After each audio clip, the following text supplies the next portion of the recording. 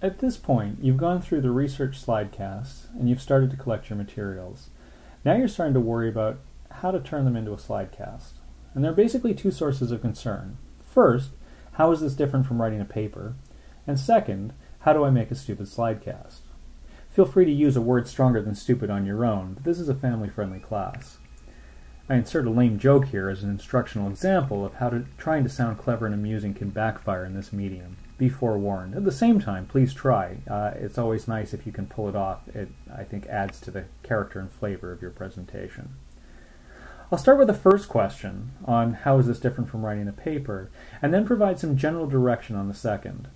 The main counsel I can provide, though, is that there isn't any particular formula for doing this right. Just as many good students tackle research and essay writing with a multitude of different styles, I can only assure you that the same applies here. What follows is really just a general guide that will ensure that you adhere to the course requirements. How you get there is really up to you. During your research, you've either been taking notes of your findings or making copies or scribbling or typing thoughts as they've come up. Regardless, you've determined what's important and you've started to organize your thoughts and argument. This is the same as writing an essay. Like an essay, you need an introduction with an argument, a thesis statement. The body of your essay then develops your argument and supports it using evidence. In history, this is done by telling a story. History is a narrative-based discipline. Think about the key features of a successful story: coherence, chronological consistency, clarity, and the introduction of key actors and events. Your audience needs you to tell them what's going on. That's true in an essay, and it's just as true for these slidecasts. You also, like an essay, need a conclusion that summarizes your main points and gets you out of the presentation. The real difference here is that you can use images and text to supplement the standard essay, which you will be delivering by voice rather than the printed word. This works to your advantage because you can enrich the storytelling experience. It's also harder because no one wants to hear a monotone reading of very technical information. You'll need to find ways to enliven your presentation while not sacrificing its intellectual veracity. As a general rule, smart first, showy second.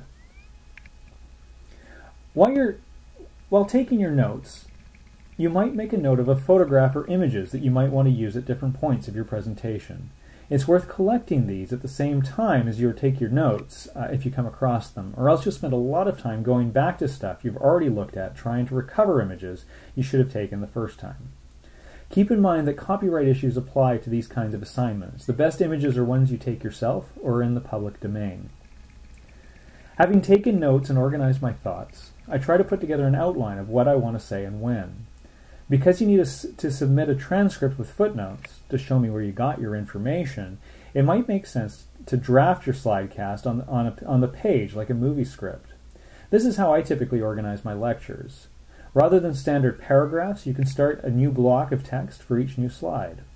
Rather than a word length, you have a time limit, which is not more than 10 minutes. This is roughly 5 double-spaced pages, but you'll need to work this out for yourself. Keep in mind that talking a million miles an hour, the way I tend to in class, doesn't lend itself to rendering a coherent presentation. Note to self. Nor does umming and ahhing with long pauses and talking at the speed of molasses. As I mentioned in the syllabus, you don't need to submit a verbatim transcript of your slidecast, but it should be close enough that I can follow one with the other. Your own presentation style will determine just how close the two are. Once you have a script that you have edited and revised the way you would a standard essay, it's time to record the voice portion of your slidecast. You can either do this in one large recording, but if you make a mistake in the 8th minute, or a bus rolls by outside your window, or the telephone rings, you're going to need to start again. Family members and roommates can be real nuisances for this kind of work. Try to find somewhere quiet to get this done.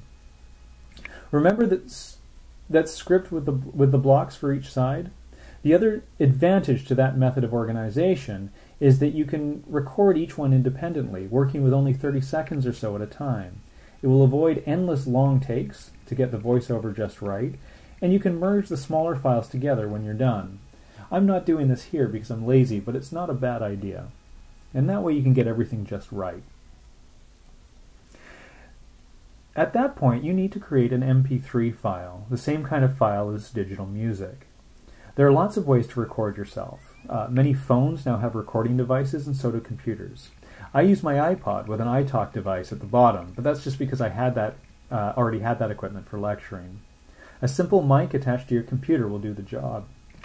If you don't have the necessary equipment, don't fret. The point of this assignment was not to get people to go out and buy lots of digital equipment or recording equipment. Mills Library loans out laptop computers for free, and you can use those. Alternatively, ask a friend for help. Given how many ways you can do this, it wouldn't be helpful for me to provide a running explanation of how each one works, especially since I'm unfamiliar with most of them myself.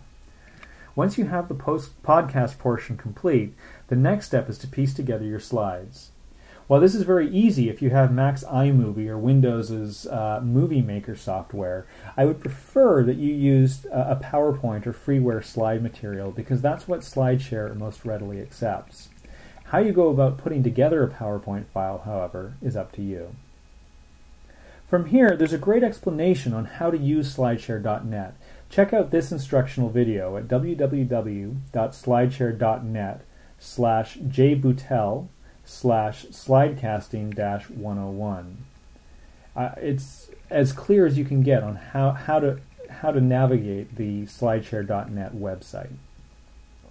When uploading on slideshare.net, remember to include your name and the course number on the first page of your slidecast, but not your student number. People other than me will be able to see this, so there are some privacy issues you might want to keep in mind. Once you've uploaded your completed slidecast to slideshare.net and you've synchronized the slides and podcast to your liking, be sure to save your project and make a note of the URL. On Avenue to Learn, you will need to go into the History 3ES3 course page and submit your assignment in the appropriate drop box. You should paste a copy of your URL so I can find your slidecast. In addition, be sure to attach a copy of your transcript with notes all before the deadline. And as I mentioned before in the previous slidecast, your student number can be put on the transcript because I'll be the only one who's able to see that. Good luck and have fun with the project.